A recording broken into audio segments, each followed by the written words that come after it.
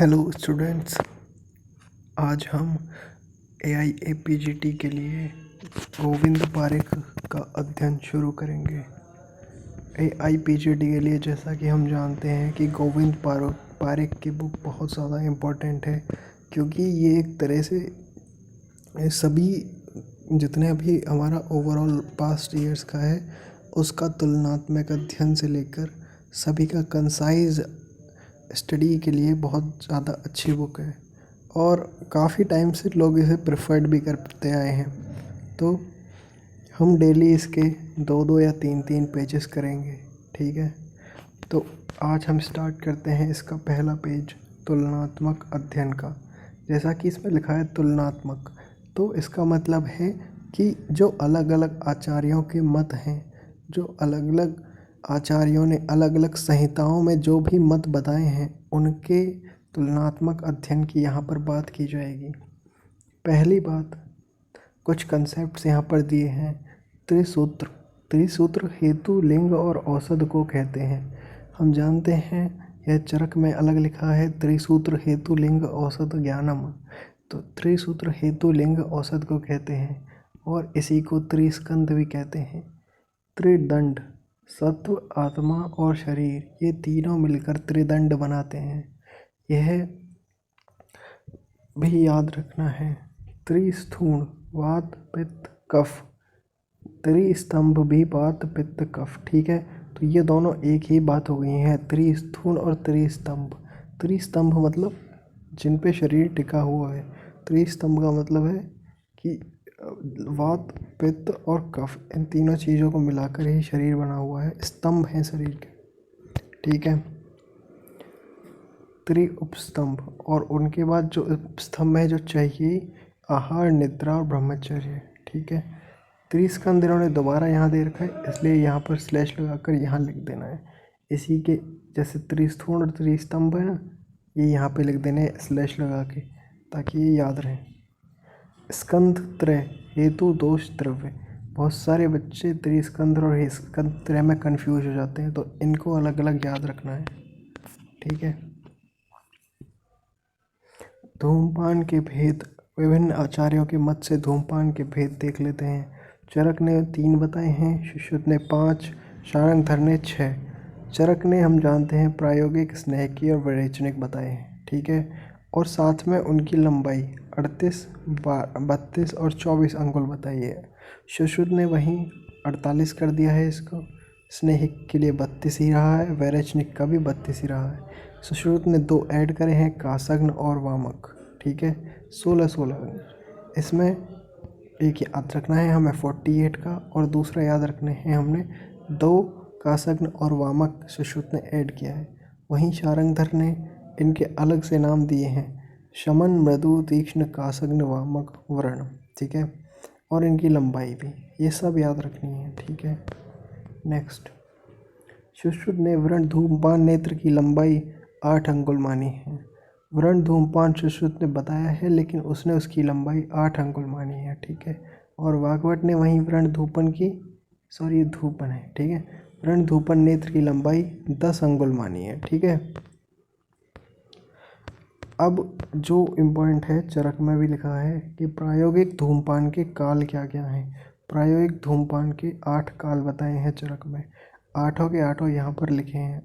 वैसे तो वहाँ पे चरक में होता तो आपको श्लोक से याद करना था, बट यहाँ पर ठीक है, इसकी आप ट्रिक बना सकते हैं, जैसे कि स्नान, भोजन, वमन, छींक, दातौन, नस्य, अंजन और निद्रा के पश्चात, जैसे आपको कंपेटेबल रहे आप ऑर्डर में याद कर सकते हैं। जैसे कि उठने के बाद धूपमाल करना चाहिए, फिर हमें दातौन करने के बाद, फिर नस्य करने के बाद, अंजन करने के बाद, सोते वक्त, फिर निद्रा के बाद, ठीक है। वाग्भट ने 8 बताए हैं, प्रायोगिक के 8, मृदु 11, तीक्ष्ण के 5, ठीक है। सुश्रुत ने 12 बताए हैं, इसके प्रायोगिक के 4, इसके 5, इसके 3, 4, 5, 9 और 3, 12, ठीक है। ये याद कर लेने हैं। निद्रा के भेद, निद्रा के भेद बहुत इंपॉर्टेंट है। निद्रा कभी कभी हम इतना ध्यान नहीं देते हैं, निद्रा के पॉइंट्स ऐसे मिस हो जाते हैं जैसे बिल्कुल हाथ से निकल जाते हैं रेत की तरह, ठीक है।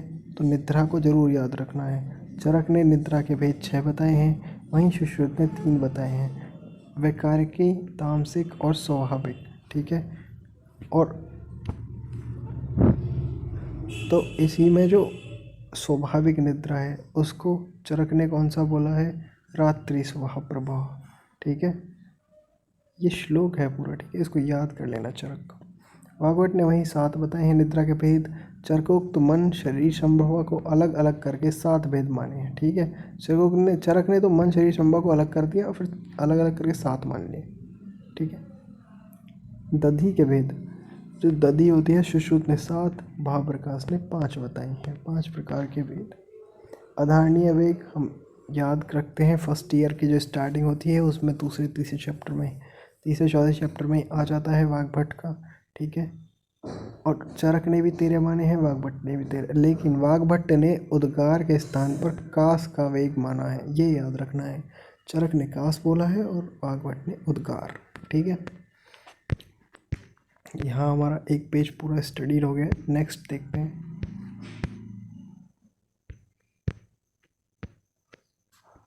स्नेह की प्रविचारणाएं। स्नेह की प्रविचारणाएं का मतलब क्या होता है कि हम स्नेह को कैसे अपने अंदर ले रहे हैं, है ना, स्नेह को कैसे शरीर में अंदर जा रहा है। तो चरक ने 24 बताई हैं और 64 अलग अलग 2 भेद से बताई हैं। ठीक है, भागवत ने 64 बताई हैं, काश्यप ने 20, और अगर याद होगा बहुत अच्छे से, एक उन्होंने अक्षय स्नेह बताया है। ठीक है, चरक ने, ये बहुत ज़्यादा वहाँ पे थोड़ा सा चरक ने नहीं, वाग्भट ने बताया। ठीक है, वहाँ पे डिस्कशन का टॉपिक रहता है कि अक्षय स्नेह क्या है, तो शुद्ध स्नेहपान को अक्षय स्नेह कहते हैं। ठीक है, ठीक है। स्वेदन के भेद हम जानते हैं, चरक के साग्नि चरक ने 13 बताए हैं, निराग्नि 10 बताए हैं, सुश्रुत ने 4 बताए हैं। यहाँ पे सुश्रुत का थोड़ा गलत दे रखा है तो आप उसको करेक्ट करके 8 कर लीजिएगा। ठीक है, वाग्भट के 4 हैं और काश्यप के इस PDF में है नहीं, शायद दिखाई नहीं दे रही, या फिर काश्यप के अलग से मैं बता दूंगा बाद में, उनको लिख लेना। ठीक है, शिरोरोग हमने चरक ने 5 बताए हैं, वातिक पैतिक श्लेष्मिक सन्निपात और एक एक्स्ट्रा क्रेमिज, इसको याद रखना है क्रेमिज को।